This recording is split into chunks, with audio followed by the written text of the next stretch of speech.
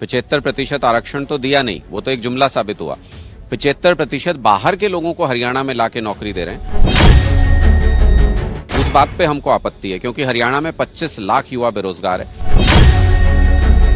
और बीजेपी सरकार एक सुनियोजित साजिश कर रही है बाहर के लोगों को हरियाणा में रोजगार देने की।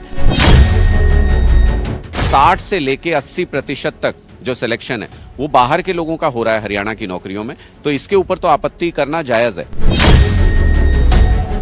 ऐसा कह के हरियाणा के युवाओं का अपमान कर रहे हैं हम लोग, जो सीईटी के अंदर भी अगर आप देखेंगे 2 लाख पद आज के दिन में हरियाणा में खाली हैं।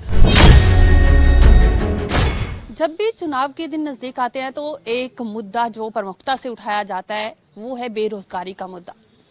हरियाणा में भी बोला जा रहा है कि बेरोजगारी बहुत ज्यादा हो चुकी है, युवा जो है वो खाली घूम रहे हैं और गुहार लगा रहे हैं सरकार से कि उन्हें रोजगार दिया जाए। ऐसा ही मुद्दा आम आदमी पार्टी की ओर से भी उठाया जा रहा है कि पिछले 10 सालों में खट्टर सरकार की ओर से क्या कुछ दिया गया है, क्या कुछ हरियाणा का विकास हुआ है। युवा जो है वो परेशान हो रहे हैं। हमारे साथ अनुराग ढांडा जी हैं।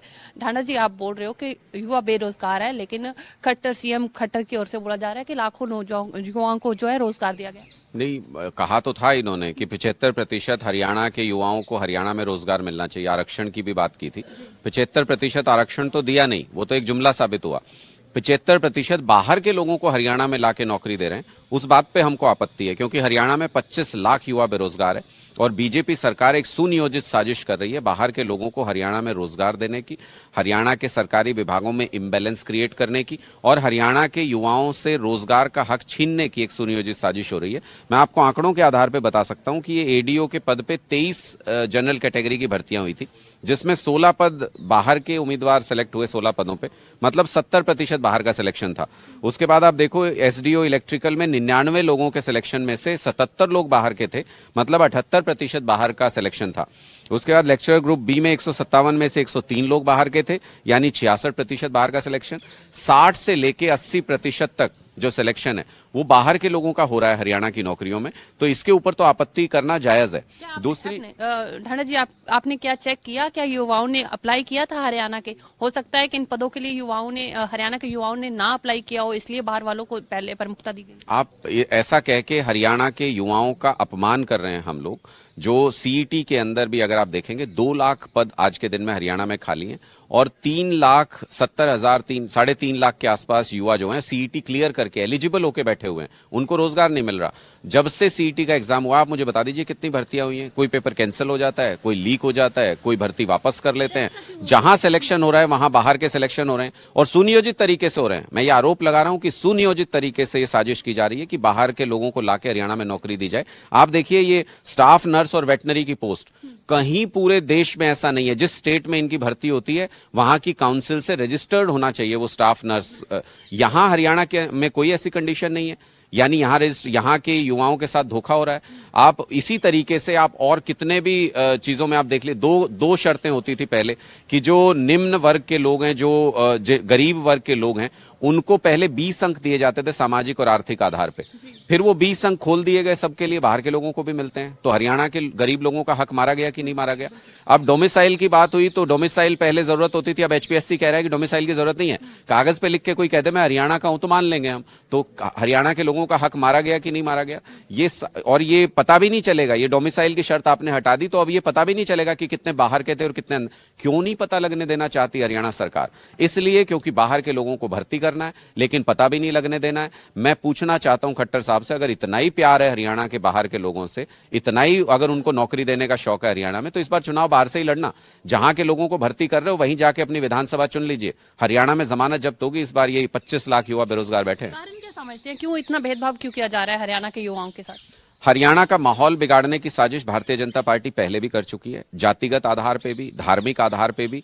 मुझे लगता है कि ये सुनियोजित साजिश करके कुछ तो तिकड़म इनके दिमाग में चल रहा है। ये हरियाणा का माहौल खराब करना चाहते हैं, हरियाणा के युवाओं को। एट द एंड उनको भी हरियाणा से मिलनी है, तो ऐसा क्या तिकड़म उनकी ओर से जो किया जा रहा है? वो तो मैं उससे ही पूछना चाहता हूं कि जातिगत आधार पे जब उन्होंने हरियाणा में आग लगवाई थी तो फिर उस टाइम पे उनको वोट नहीं चाहिए थे क्या?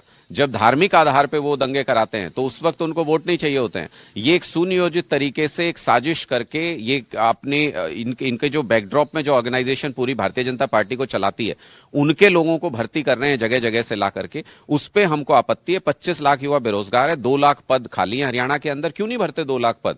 पिछले बजट में मुख्यमंत्री जी ने कहा था 60,000 नौकरी देंगे इस साल के अंदर। आप देख लो पूरा साल बीत गया, अगला बजट आने वाला है। आप बताइए अगर 1000 नौकरी भी मिली हो तो सार्वजनिक कीजिए कौन सी 1000 नौकरी मिली है।